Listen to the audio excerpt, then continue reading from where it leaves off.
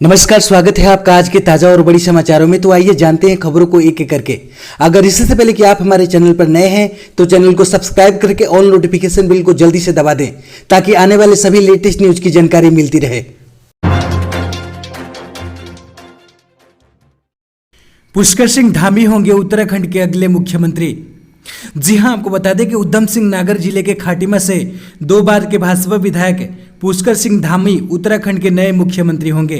वे उत्तराखंड के 11वें मुख्यमंत्री होंगे। इस तरह से उत्तराखंड भाजपा ने पिछले 4 महीनों में राज्य के लिए तीसरा मुख्यमंत्री चुना है।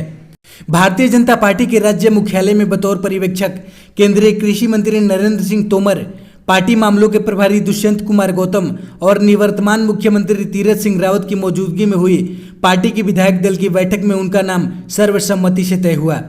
विधायक दल की बैठक के बाद तोमर ने बताया कि धामी के नाम का प्रस्ताव निवर्तमान मुख्यमंत्री तीरथ सिंह रावत और प्रदेश पार्टी अध्यक्ष मदन कौशिक ने रखा, जिसका अनुमोदन पूर्व मुख्यमंत्री त्रिवेंद्र सिंह रावत सहित कई विधायकों ने किया। उन्होंने बताया कि बैठक में धामी के अलावा किसी और के नाम का प्रस्ताव नहीं रखा गया, जिसके बाद उन्हें विधायक दल का नेता चुन लिया गया। देहरादून में नरेंद्र सिंह तोमर ने कहा कि विधायक दल की बैठक के दौरान पुष्कर धामी को उत्तराखंड के भाजपा के विधायक दल का नेता नियुक्त करने का निर्णय लिया गया। एमएसएमई के दायरे में शामिल होगा खुदरा और थोक व्यापार, पीएम मोदी ने बताया ऐतिहासिक फैसला। जी हां, आपको बता दें कि केंद्रीय एमएसएमई, सड़क परिवहन और राज्य मार्ग मंत्री नितिन गडकरी ने खुदरा और थोक व्यापार को एमएसएमई के रूप में शामिल करते हुए एमएसएमई के लिए संशोधित दिशा निर्देशों का ऐलान किया है।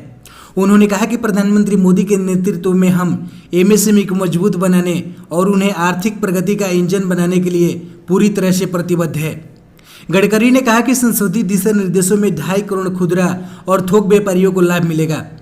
आपको बता दें कि कोरोना वायरस महामारी के रूप में खुदरा और थोक व्यापारियों को काफी नुकसान का सामना करना पड़ा है। सरकार ने उनको उस नुकसान से उबरने के लिए यह फैसला लिया है। प्रधानमंत्री मोदी ने इस फैसले को ऐतिहासिक करार दिया है। उन्होंने ट्वीट किया है कि खुदरा और थोक व्यापारियों को एमएसएमई के रूप में शामिल करने का एक ऐतिहासिक कदम हमारी सरकार ने उठाया है। सरकार के इस कदम से हमारे व्यापारियों को आसानी से ऋण मिलने के साथ ही कई अन्य लाभ मिलेंगे, साथ ही उनके कारोबार में बढ़ोतरी होगी। उन्होंने कहा कि हमारी सरकार व्यापारियों को सशक्त बनाने के लिए प्रतिबद्ध है।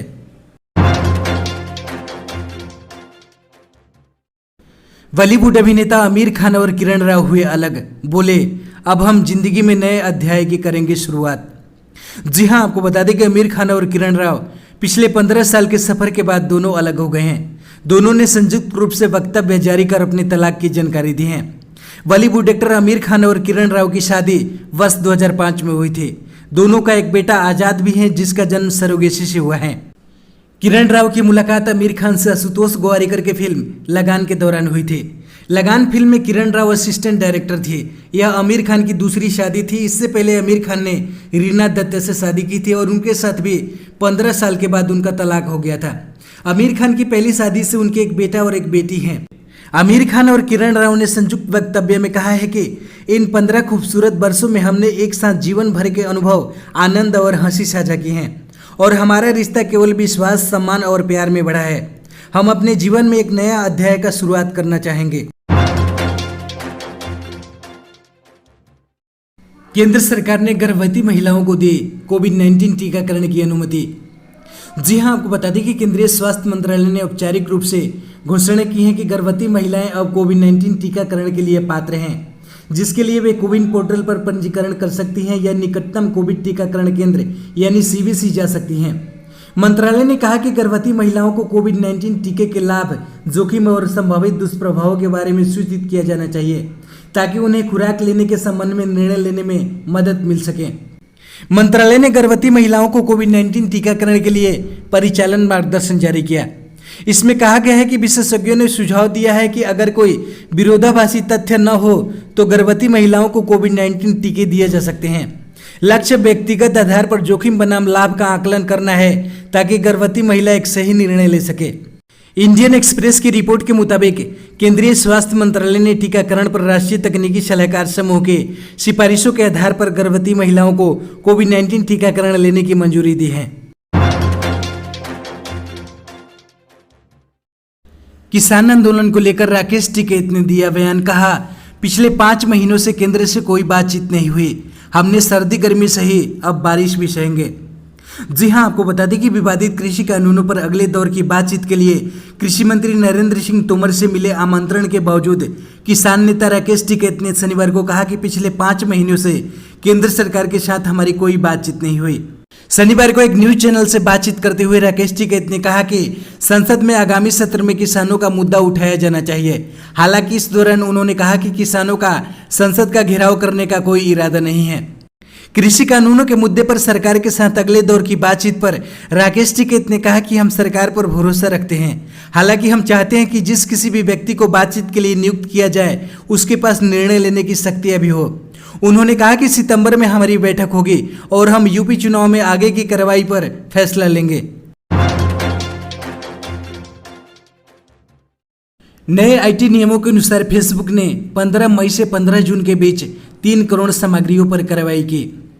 जी हां, आपको बता दें कि फेसबुक ने भारत में 15 मई से 15 जून के बीच 10 उल्लंघन श्रेणियों में 3 करोड़ से ज़्यादा सामग्रियों पर कार्रवाई की है। सोशल मीडिया कंपनी ने सूचना प्रौद्योगिकी नियमों का पालन करते हुए जारी की गई अपनी पहली मासिक अनुपालन रिपोर्ट में यह जानकारी दी है।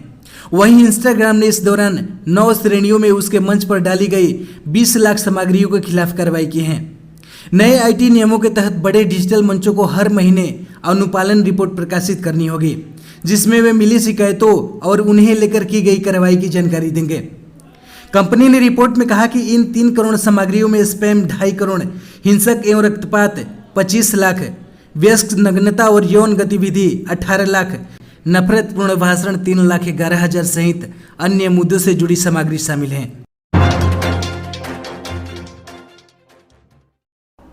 देश के 6 राज्यों ने बढ़ाई सरकार की चिंता, कोविड-19 को नियंत्रित करने के लिए भेजी गई स्पेशल टीम। जी हां, आपको बता दें कि देश में कोरोना के मामलों की संख्या लगातार कम हो रही है, लेकिन फिर भी तीसरी लहर की आशंका को देखते हुए केंद्र सरकार कोरोना को लेकर किसी भी तरह की ढिलाई करने के पक्ष में नहीं है। इसी को देखते हुए केंद्र सरकार ने 6 राज्यों में जहां कोविड-19 के नए मामले सामने आए हैं, वहां इसकी रोकथाम के लिए दिशा निर्देश देने के लिए टीम भेजी है। अरुणाचल प्रदेश, त्रिपुरा, मणिपुर, उड़ीसा, केरल और छत्तीसगढ़ में भेजी गई उच्च स्तरीय टीम में एक क्लिनिशियन और एक लोक स्वास्थ्य विशेषज्ञ शामिल होगा। मिली जानकारी के अनुसार इन राज्यों में पहुंचकर टीमें वहां कोविड-19 मैनेजमेंट, निगरानी, कंटेनमेंट ऑपरेशन और टेस्टिंग जैसे काम को देखेगी। स्वास्थ्य मंत्रालय के अनुसार केंद्रीय टीम इन राज्यों में कोविड-19 की स्थिति का मूल्यांकन करेगी और जरूरी उपाय सुझाएगी।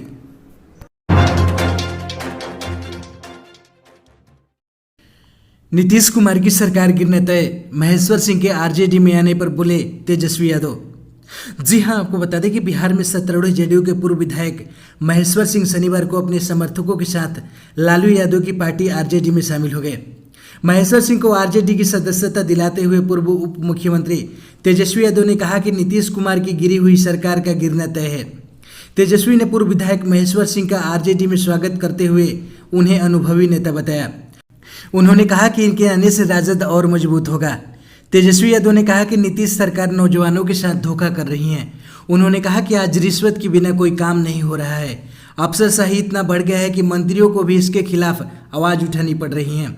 उन्होंने कहा कि बिहार में भ्रष्ट अधिकारियों के सहारे सरकार चल रही है।